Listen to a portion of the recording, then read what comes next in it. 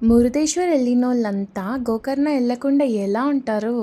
So, ఈరోజు మన ట్రిప్‌లో నెక్స్ట్ ప్లేస్ వచ్చేసి గోకర్ణ.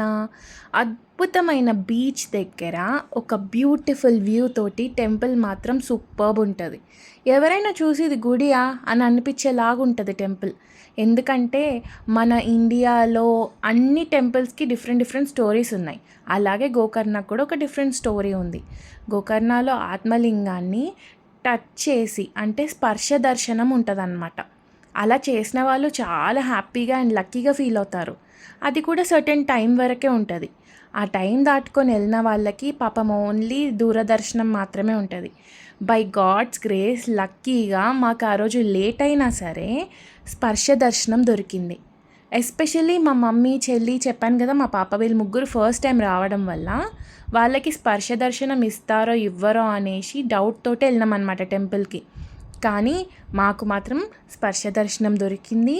2 టైమ్స్ దర్శనం చేసుకున్నాం తెలుసా మేము. గుడి చాలా పెద్దగుంటది.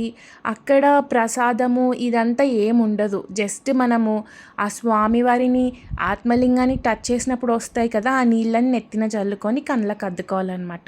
సో, ఇట్లా మా ట్రిప్ మాత్రం ఎక్సలెంట్‌గా జరిగింది. ప్రతి ఒక్కటి సూపర్బ్. మీకు మాతో జర్నీ చేసినందుకు మీకెలా అనిపించిందో కామెంట్ చేయండి. అట్లానే మీకు ఈ వీడియో నచ్చితే లైక్, షేర్ అండ్ సబ్స్క్రైబ్.